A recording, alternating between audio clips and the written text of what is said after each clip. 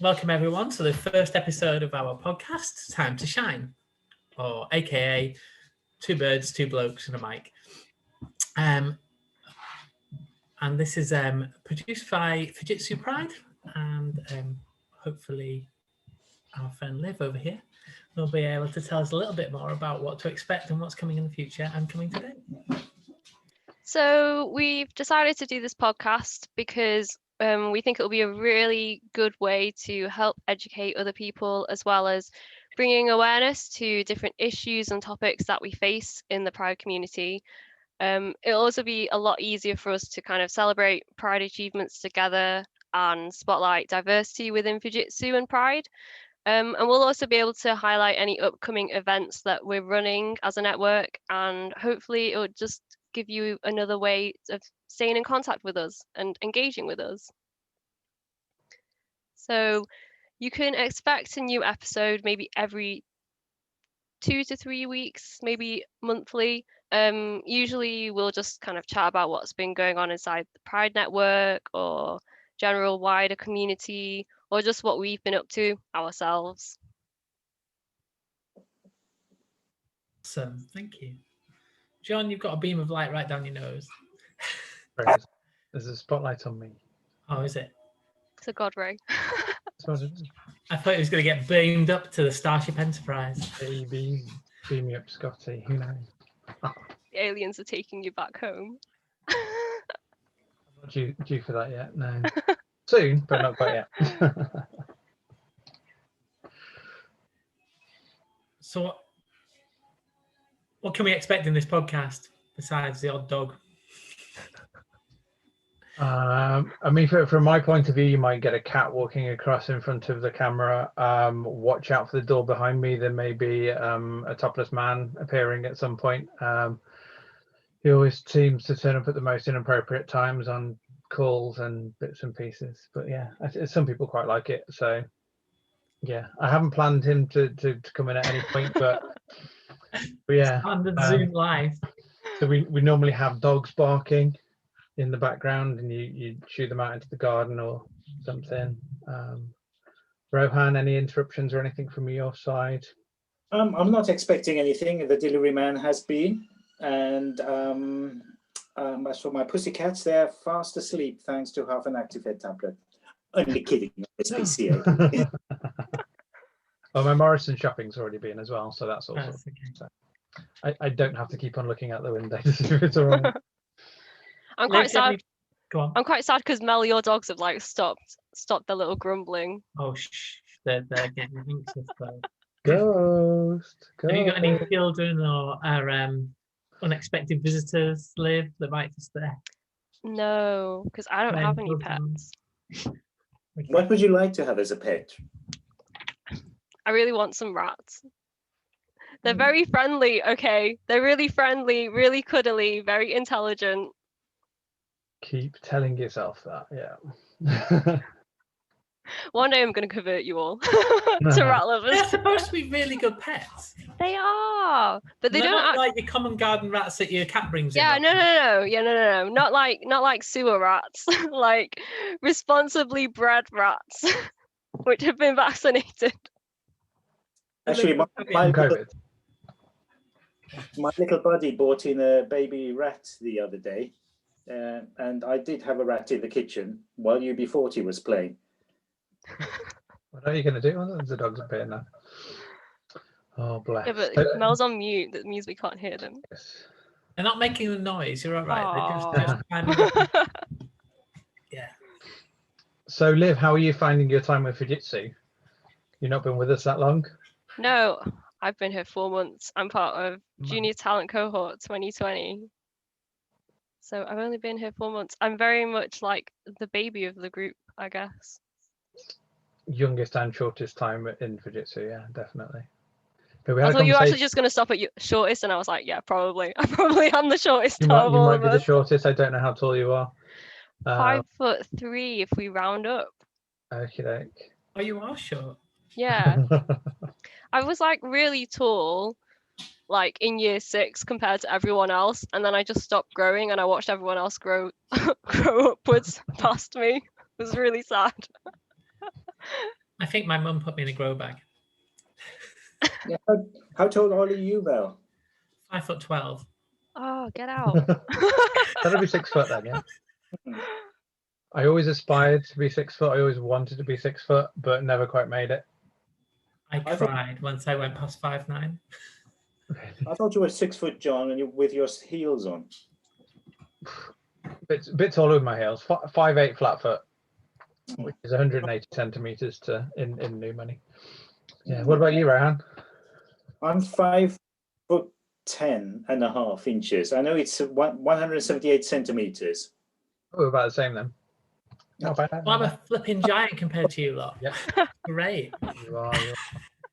Yeah, John, I think when I recall when we met, I thought I was a little bit taller than you, but I don't want to split hairs on that.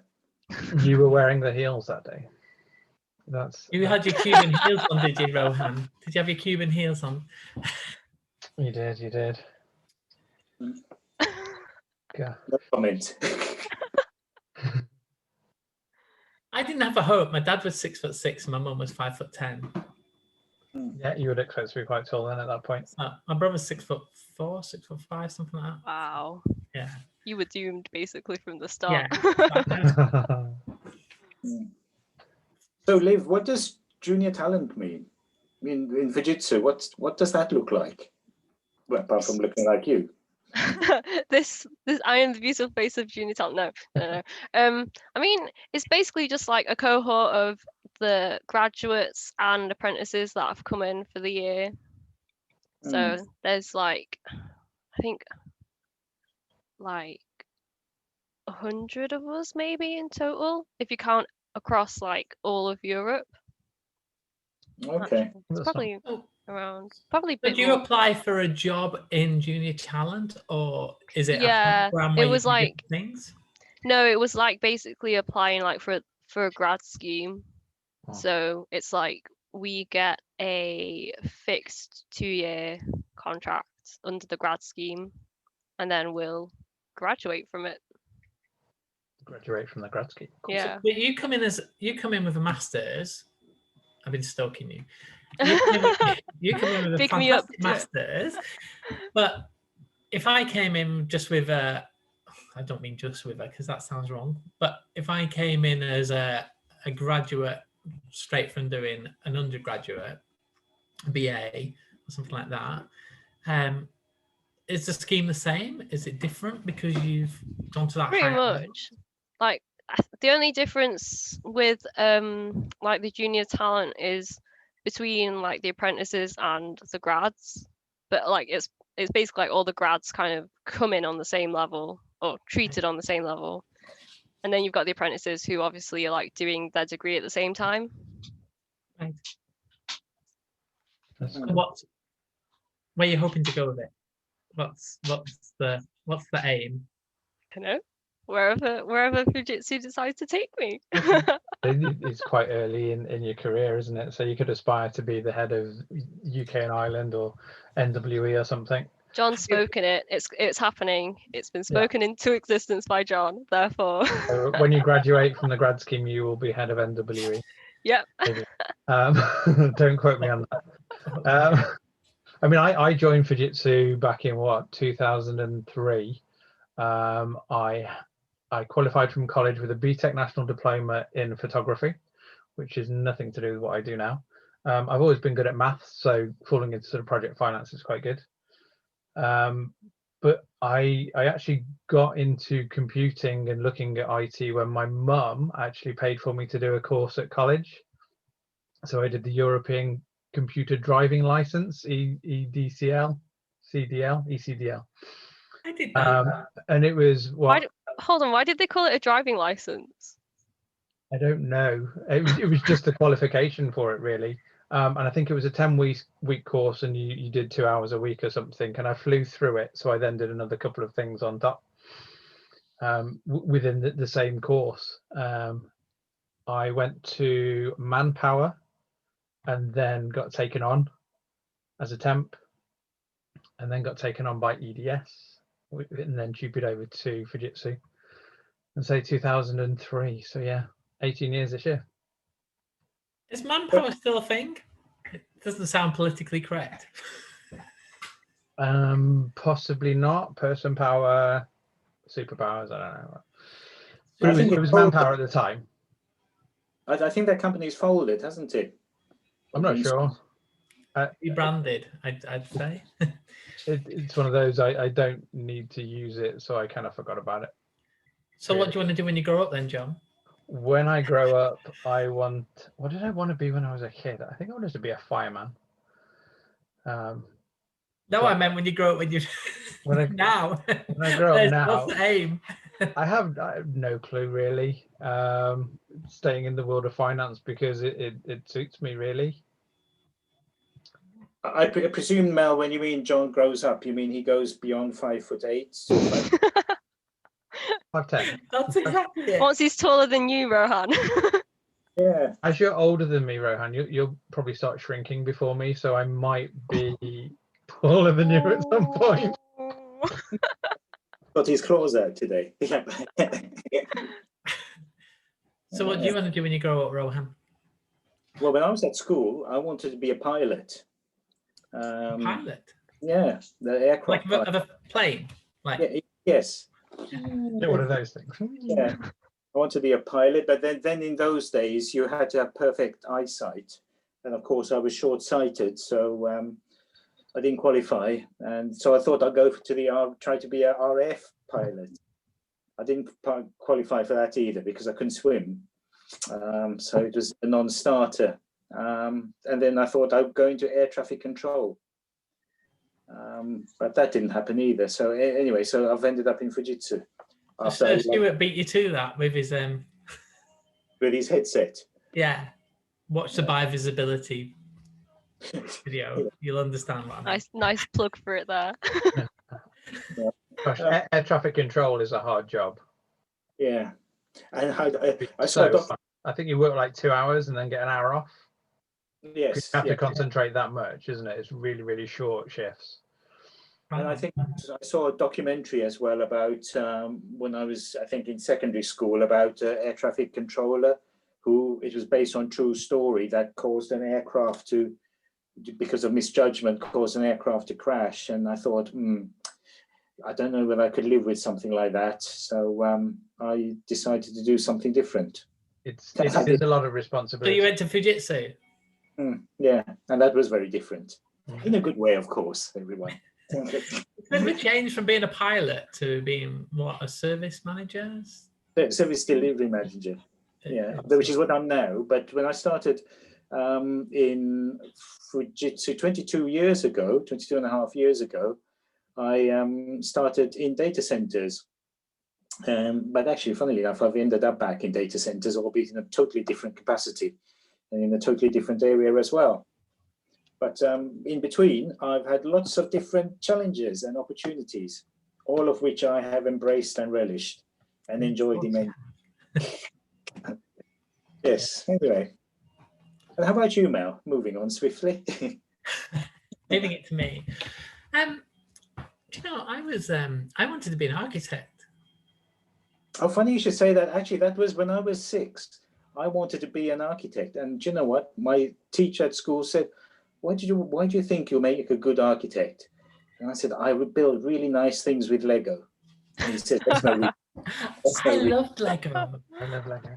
That was how they egged me on as a child to do things. They kept buying me Lego. So every time I was successful in passing an exam or something, I got more Lego. Aww. I loved, it was a great way of encouraging me to do well. Have you ever been to the Lego village in Austria? Oh, wow. Look Whoa. at that. That's Lego on another level.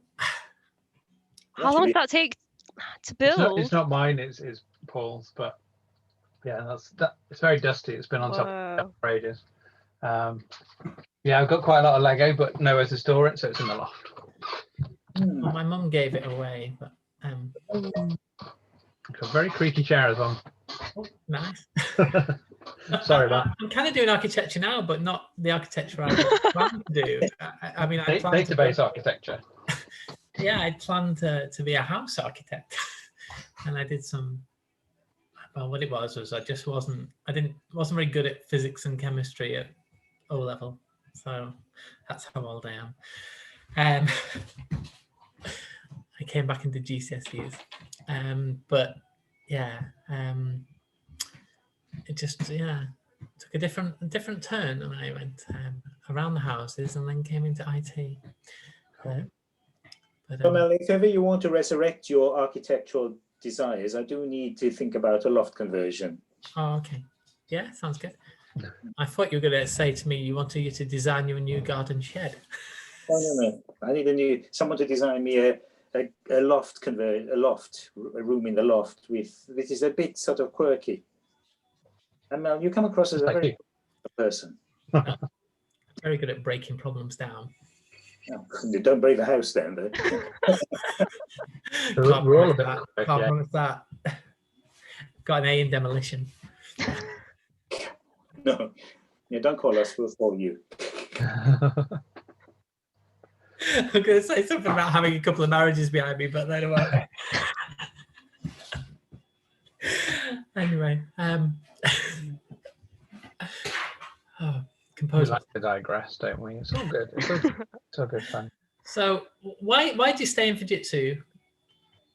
Yeah, because you guys have been here for like many years, Many years. more than me. I've been here 4 months. 54 years and 4 months experience between us. What? Yeah, And we're doing podcasts. yeah. After all that It time. all led to this. It's all the quality. training. Quality. What was that? At the moment, my job's comfortable. I enjoy what I do, and I've not considered looking elsewhere. It's really, really boring.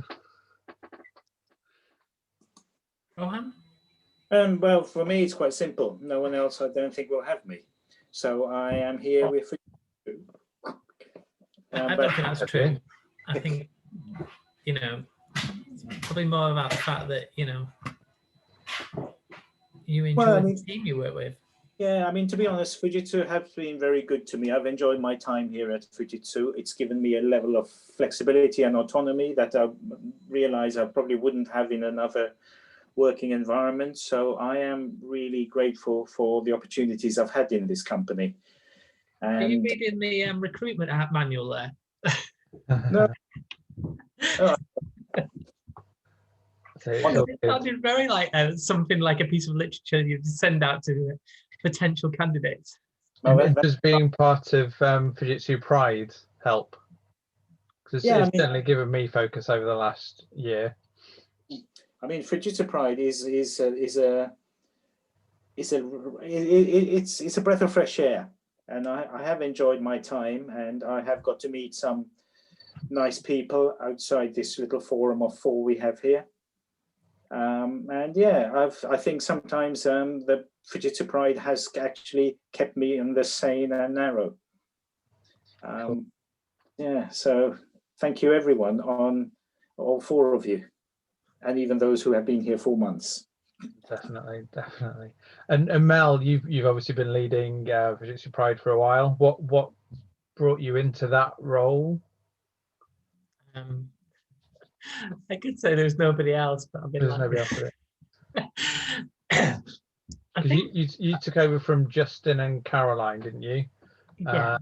Caroline Moore, and then Caroline Parry joined you. Is that right? It's funny, really. It's a bit like a lot of things in my life, career-wise. Just doors seem to open, and I always say it's not what you know, it's who you know. I used to make a habit of making sure that I went to the office where my sort of management team were, to make sure that they didn't forget about me being a home worker. So they knew who you were, yeah. So that they remembered who you were, and that you were still part of their team. And I guess with Pride it was similar. I kind of got more involved. I'm kind of a person that likes to do stuff and make change happen. So I was getting more involved, and I was at a meeting in London, and the team was stepping down, and I didn't feel worthy to be a Pride lead. I didn't see myself as a LGBT activist, you know, walking down the banners and things like that. And I thought, how could I lead, you know, the Pride Network? I always thought it was someone that would be, you know, really active, as in, you know, an activist active.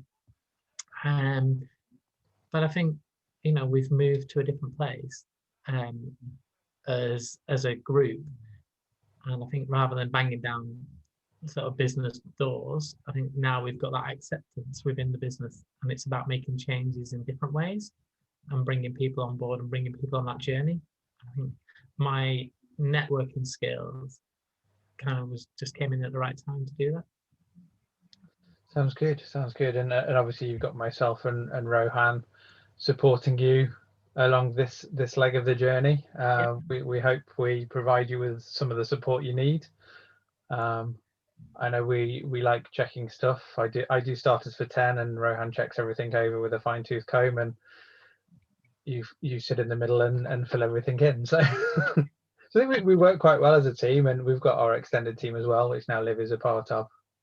So it's nice. We've got a little family thing going on. It's really cool.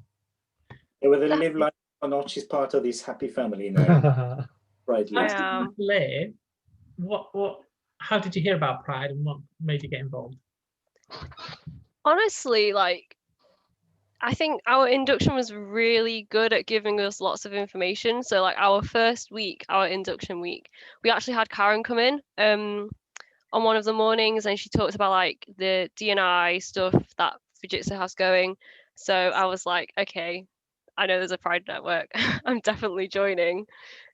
And yeah, so that's basically like it. I mean, I already knew that Fujitsu does a lot in terms of trying to up their diversity and inclusion. Like that was one of the big things that drew me towards applying for Fujitsu.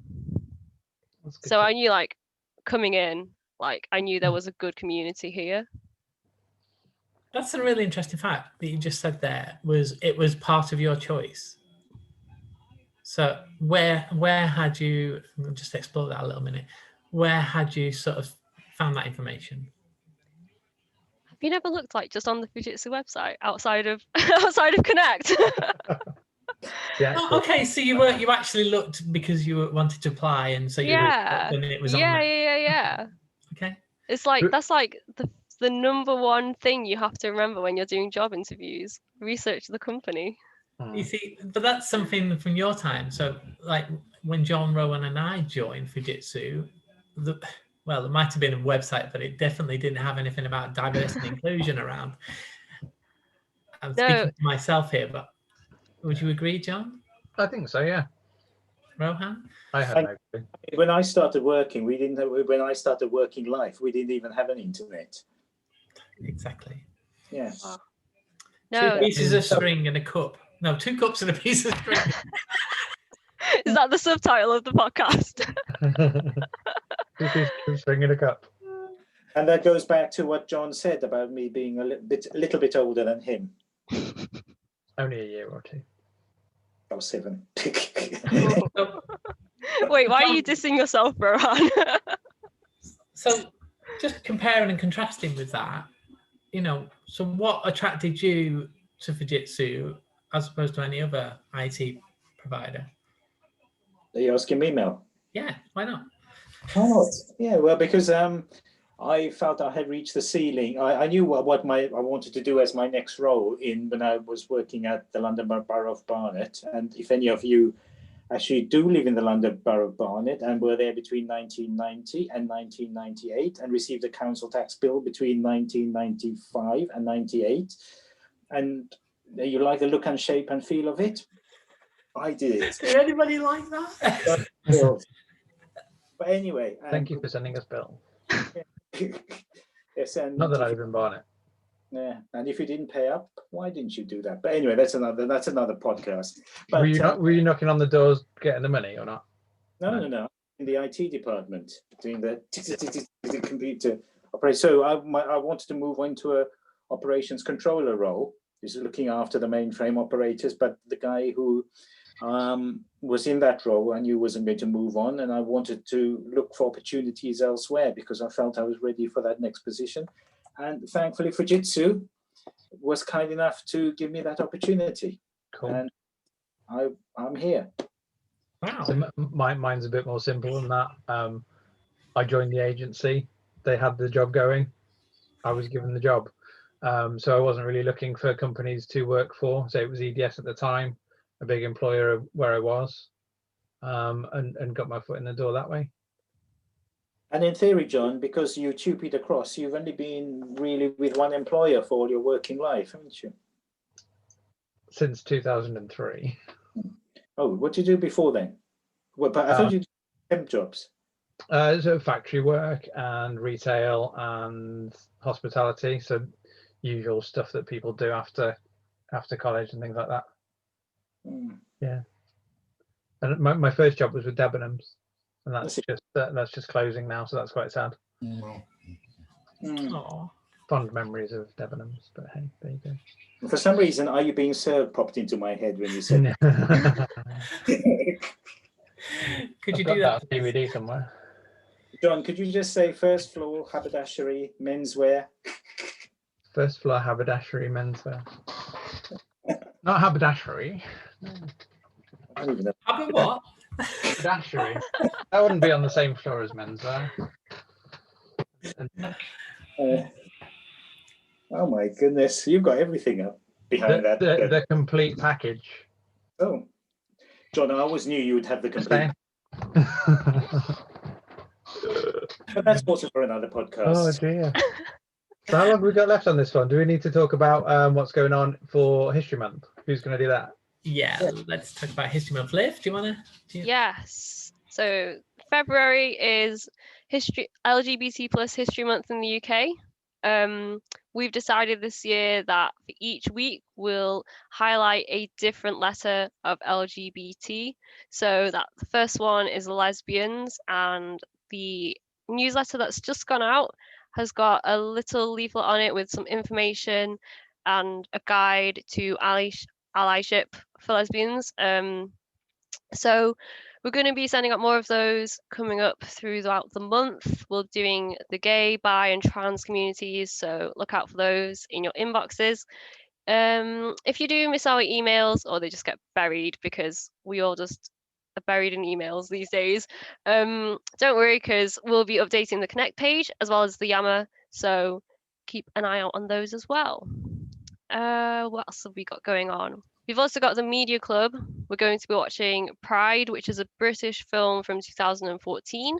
It's about LGBT plus activists who helped to raise money for miners' families in 1984 during the strike. We'll be talking about it on Wednesday, the 24th of February during lunchtime UK time. So watch the movie, come hang out with us for an hour, just chat about it, and we'll just discuss what we thought. And yeah, generally good times. Cool. And the meeting invite for that was in the communication as well, so you can just open it up and add it to your calendar. If you do want to respond to it with a positive, that's fine. We will get an idea of who's going to attend. But all good. I'm doing it right now, John. Good. You mean you haven't already? And for those that are watching this that are not on the email or they're outside of Fujitsu, we shall be sharing these allyship documents externally as well. So keep an eye on our social media. That's great. I think our next podcast, we're probably going to try and talk about some of the different role models from LGBT History Month and what, who inspired us. So something to think about, guys. Watch this space for that one. Are we Are going to have any special guests, or will it be the four of us again on the second one? I don't know. The surprise for Tune in everyone. to find out. We'll have to tune in, wouldn't we, to find out? Yeah, so tune in to find out. Well, thank you. Look forward to seeing you again. Yes, I look forward to seeing you It's all. been great. And It's so been Thanks for watching. I'll be nice having a chat, and we'll see you soon. Bye, everyone. Thanks, everyone. Bye. All you lovely humans.